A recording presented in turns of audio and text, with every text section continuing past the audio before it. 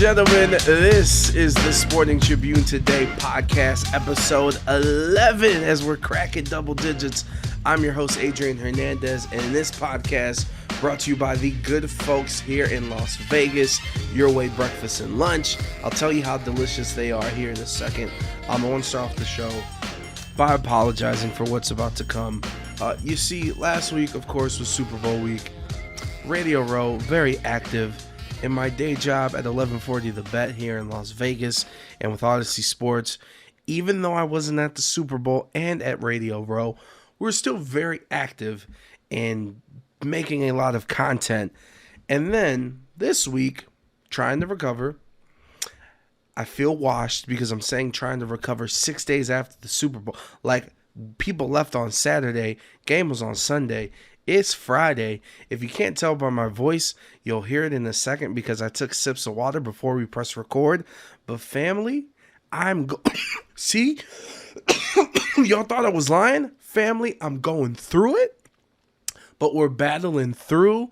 Coming up, we're going to talk to Howard Beck. Yes, that Howard Beck from Sports Illustrated, one of the premier writers that talks and covers the NBA. Covered the Lakers during the dynasty with Kobe and Shaq, now covers the league at large, also co-host of the Crossover Pod. We're going to check in with him, talk about LeBron, breaking the scoring record, the NBA trade deadline, winners and losers. We're also going to take over for LeBron and Giannis and be the captains of the All-Star teams and go up against each other and pick our own teams to see which starting five would beat the others. But yeah, I apologize about the voice. I have some notes about the Super Bowl. I'm going to save them for next week because you've already heard everybody talk about the game. So I'll refresh you in 2 weeks by then, right? Because the game was last week. This is on Friday, which is technically the week after the Super Bowl. So then if I do it next week, then that's 2 weeks later. Okay, cool. I went to community college. You could tell by my math skills of what I just did. Let's get to Howard Beck. This is the Sporting Tribune Today podcast, episode 11. Somebody get me some water, please. Hey, it's 1140 The Bet, of course, Odyssey Sports as well. And joining us, this is his third time. We can officially call him a friend of the show, one of the best in the business when it comes to the NBA. Howard Beck joining us, senior writer at Sports Illustrated, co-host of the Crossover Pod. Howard, thank you for joining us. And I just want to say right now, I apologize. I don't know if you could tell by my voice. Last week was obviously Radio Row at Super Bowl week. But for you, how are you doing?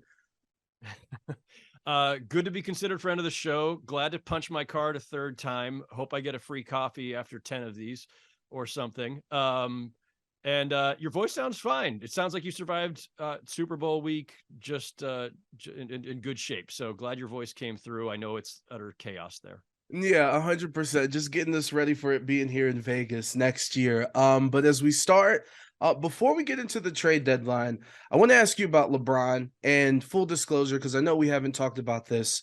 I'm born and raised in Cleveland, so I'm a little biased because my passion for the Cavs and watching LeBron is like one of the main reasons that I get paid to talk about sports. So obviously a lot of admiration.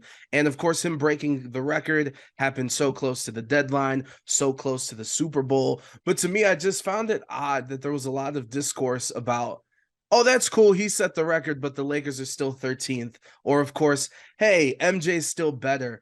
So I say all that to ask you, this is one of the greatest individual records in like the history of sports and certainly basketball. And for you in these 20 years that he's been playing professionally, what sticks out to you being the most impressive thing? Oh, man, it's hard to make it about any one thing because LeBron getting that record is the totality of so many things that have made him a legend. And if LeBron had never gotten the all-time scoring record, if he'd retired yesterday or, 3 days ago, 10 days ago, 3 years ago, he's already not just an all-time great, but he's already in the GOAT discussion. However people want to break that down, it's not a debate that interests me that much, but have at it, folks. He's got a case. And if you retire with a case for GOAT, pretty that's good an achievement unto itself. Yeah, you've done everything there is to do.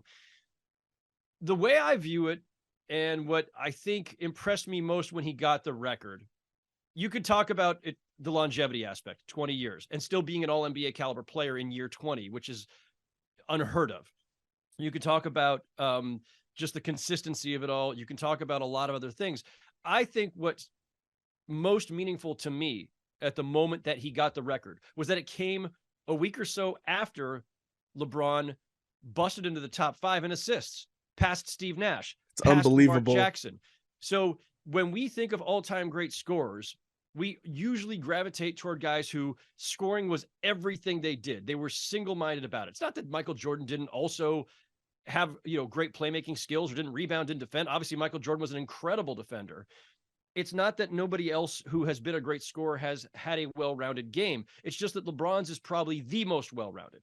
And the fact that he can be the top scorer in NBA history by total points and be in the top 5 and still climbing in assists, the way I've put it before, and I'll stand by this, and I said this like 5 or 6 years ago, I think I even wrote it at the time, he will finish or already is as the greatest playmaker among the all-time great scorers and the greatest scorer among the all-time great playmakers. Nobody else can check off both boxes at as high a level as he can. And to me, I think that's what really stood out at the moment that he got the scoring record, is that he didn't set out to get it. He didn't set out to be a scorer. He set out to be a team-focused guy who on day one was supposed to be more Magic than Michael. That's what everybody said. And he became a fusion of both of them. You know what, Howard? I just want to tell you right now, you have a future in talking and writing about basketball, because that was eloquently put, my friend. Yeah, and we're talking about Steve Nash, a 2-time MVP point guard. Like it's unfathomable to me. But we'll move away from LeBron and get straight into this trade deadline. And obviously this year, an avalanche of deals all over the place. But in particular for the teams that didn't make any major moves. So I'm talking Toronto, Memphis, no disrespect to Luke Kennard. Cleveland's another one, Chicago as well. Which team do you think missed a great chance to improve their future? Ooh, man, who missed a great chance? There's so many directions I could go with that question. I mean, I'm going to just start with Chicago, because I just think Chicago has, absolutely plateaued, and the plateau actually was reached a year ago. And I don't know what it is that they're what they see anymore in this team as constructed. There was an opportunity there to sell off your best players, basically, to see what you could get for DeMar DeRozan, to see what you could get for Zach LaVine, to see what you could get for Vucevic. I mean, these are guys who are very talented players who would be great third or fourth pieces on a contender, but who collectively as Bulls are not better than the sum of their parts.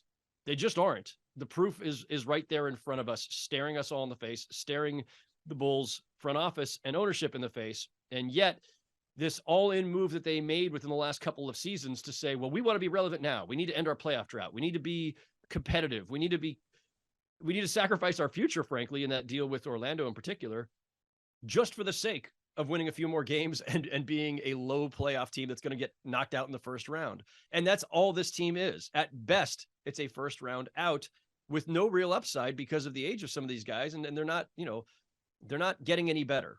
So there is no path forward with this group. Now they can revisit it in the offseason. Maybe they just didn't get an offer they liked. Maybe they thought, you know what, let's make one more first round and out run for what it's worth, and then we'll revisit this in the offseason. But I thought that was a big missed opportunity. We could talk about some of the contenders or others that I thought, could have made better moves or should have moved. But the Bulls, to me, stand out as the team that just by doing nothing really made a mistake.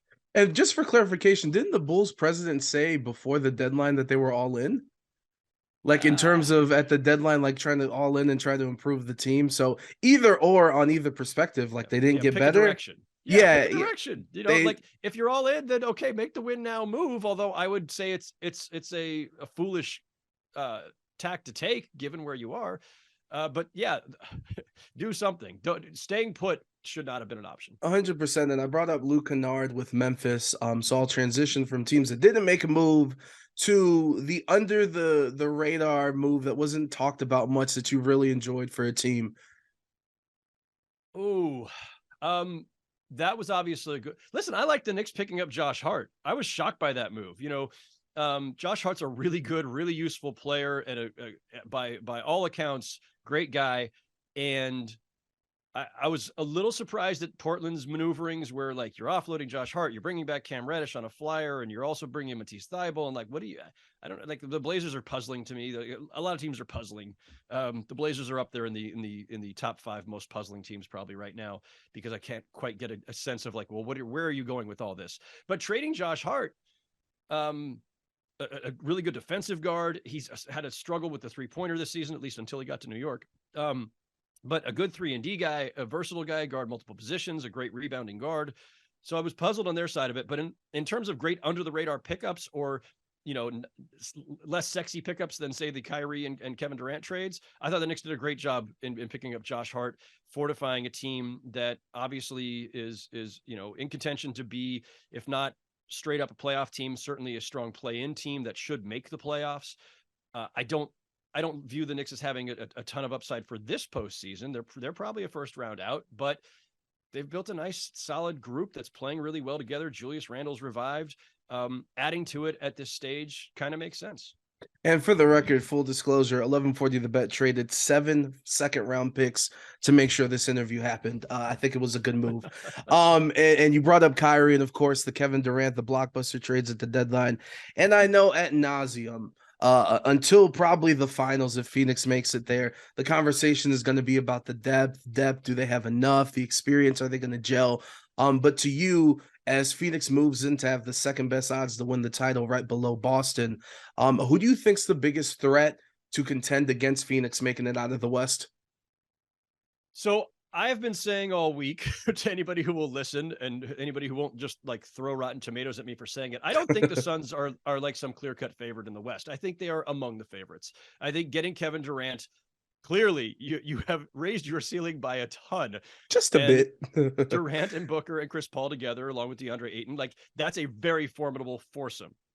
However, I just think we're getting ahead of ourselves when we immediately crown a team the favorites when you pick up the superstar, especially when you're doing it at the time that they are, and especially given that that superstar has not played since early January and is not back yet until at least another week or two.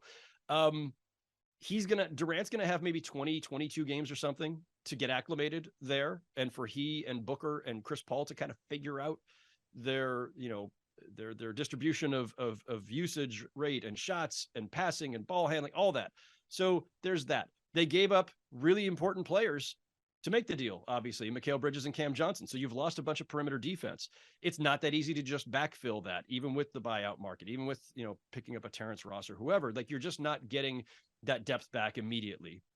Durant is hurt, as I mentioned. Durant has been getting hurt for long stretches every season since the Achilles. And Chris Paul, at his late stages, misses a ton of games every season, and both of them already have. So has Devin Booker. So you got to at least consider like some health concerns for them. Some, I don't know, not to say chemistry concerns, but chemistry work that just needs to be done to get acclimated in a very short period before they start the postseason. And then there's just the fact that you got to respect what the Denver Nuggets have already been doing all season as a very cohesive group that's got continuity, that's been together for years, that has the 2-time reigning MVP, who's now a favorite for a third MVP. You got to have respect for the Memphis Grizzlies. It's been a little bumpy lately, but they'll get Steven Adams back and they'll, I think, be fine. The Clippers have revived themselves. I know people don't want to talk about the Clippers as a potential title contender because everybody's just kind of given up on them because of a rocky few years, and they're never healthy. Well, they're healthy right now. They're healthy, and they had a great trade deadline. They picked up a lot of really solid pieces to put around Kawhi Leonard and Paul George. So I'm not ruling them out. And by the way, I'm not even ruling out the Warriors. Like, I know. Like it's getting to that point where maybe we all should like come to grips with the fact that they're not who they were anymore. But the core of a championship team is still there. We still see it at times on the court. Steph will come back soon-ish. You know, look, the Gary Payton deal became another fiasco for them, but he'll get healthy at some point too, presumably. And then it's just a matter of, you know, can they find anybody else on the buyout market? Howard, I don't mean to interrupt you, but I just want to say we talked to you before the playoffs, and that is exactly what you said about the Warriors. You were like, please don't doubt them. They have the experience. Steph is Steph. When the lights get brightest, they've been there plenty. So it's still there until, yeah, it's kind of like Tom Brady. Until he actually gets defeated, you can't, like, you have to see it to believe it. And my next question is contractually obligated here, being in Vegas, a lot of Laker fans. So, what are the Lakers getting with D'Angelo Russell coming back? Whew. There's a question. All right, so there was obviously the young, immature version of D'Angelo Russell that created a lot of issues for the Lakers the first time through. Then there was the D'Angelo Russell I saw here in Brooklyn in my backyard, who actually made an all-star team, became a bit of a leader for a gutty Nets team that impressed everybody with how hard they played and overachieved every year. There was this brief stopover in Golden State before Minnesota. Now Minnesota, D'Angelo Russell, I think this is an evolved version of him, a more mature version of him. There are still rumblings around the league that D'Angelo Russell can be kind of a pain in the butt to play with at times, maybe to coach at times. But he's having a really productive season and an efficient season. He's really good. And listen, the talent is there. He's also a big shot maker, by the way. Like, he's a guy who is remember, he was the ice in the veins guy. That was his trademark for a while. And on a team like the Lakers, where you have LeBron James and Anthony Davis, where you've got a nice structure set of superstars that he's going to have to defer to, I think that's his best role. Like, having him in a critical role for a young developing team in Minnesota, maybe not the best fit. Mike Conley is the better option for them right now. I have no question in my mind that Mike Conley is the kind of point guard they need with Anthony Edwards and with Rudy Gobert and Karl-Anthony Towns when Towns gets back. But D'Angelo Russell, as a guy who can play off of LeBron, I think will be excellent for the Lakers. I like what the Lakers did at the deadline, and I've been very critical of that front office, but I think they did very well to fortify themselves, and they just need to get LeBron back on the court. See, Lakers fans, some positivity from someone on this show specifically. And for that, now we have to put on our GM hat, our captains of the All-Star game. I asked you before we started the interview to have the All-Star rosters in front of you so that we can pick our starting five. So you can pick anybody. I know there's a lot of dudes on there that are hurt that aren't actually going to participate, but just for simplicity's sake, you can pick whoever you want. And since you're a guest on the show, Howard, you get to pick first. Who are you taking for your starting five? So I guess we're ruling out all the guys who are injured that we're not expecting to play.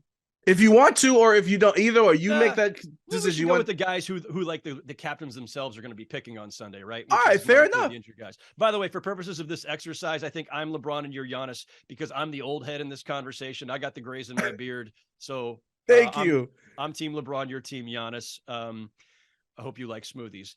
Of course. For the first pick for Team LeBron, boy, this is tough. I think I got to go with Luka. I think of everybody in that pool, he's the all-around talent I want to build around. All right, so you got a playmaker to start it off. Oh, boy. You know what? I'll pick Giannis. Why not? No, you are Giannis, so you're already on your own. So I'm okay. So then, okay. So now I need... Yeah, no, that makes sense. You're 100% right. You know what? I don't want to go Donovan Mitchell. We have to be quick. Adrian, this is a speed round, sir. You know what? That's cool. I'll take Donovan. I like what he's been doing this year. Come on, he's been extraordinary. Good deal. All right. From there, then, I want to fill out my backcourt with some excellent defense and all-around play. I'm going Jaylen Brown. Okay, that's fantastic. You know what? Let's make a little Twin Towers. I'll take Jokic. Nice. Okay. What a weird roster. I'm going to need somebody to contend with Jokic. Not that anybody really can, but love Jaren Jackson Jr. So give me Triple J. I can't believe I totally disrespected Embiid. Philly fans are going to get on my ass for that. Okay, so I should have taken Embiid to counter Jokic, actually, if we're being honest here. Like we you know too late. We've screwed up the rivalry now. Now you're going to make them teammates, and it's like now they're going to have to like shake hands and get along. No, it's okay. You can take them. All right, I'll pivot to Embiid to keep up the good storylines. Storylines are important in this league. No, 100%. I'll go with Shai Gilgeous-Alexander. Love Shai, having a phenomenal season. All right, so since we ourselves are, as LeBron and Giannis, part of the team, we now each have four. So I have LeBron, Luka, Jaylen Brown, and Embiid. You are Giannis, Mitchell, Jokic, and SGA.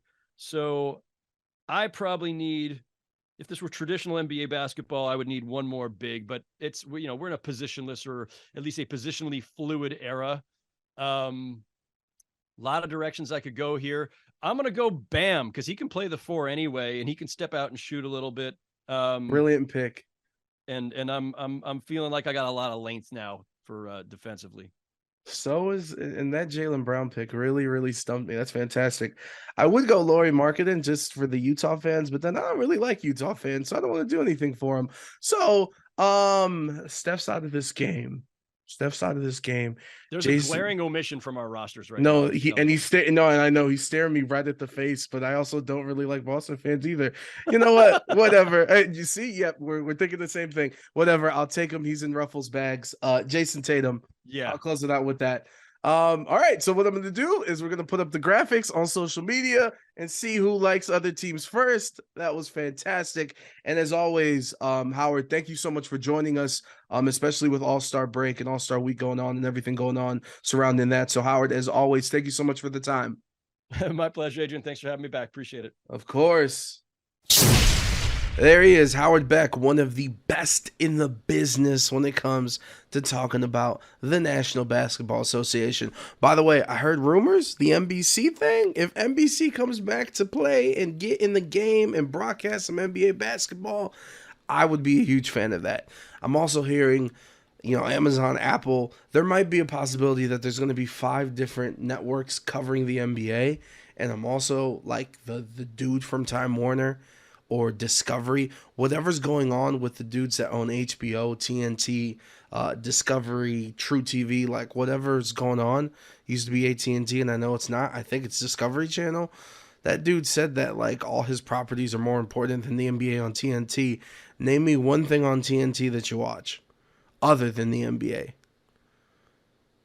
Hockey, really? I mean, okay, cool. AEW, okay, cool. What else?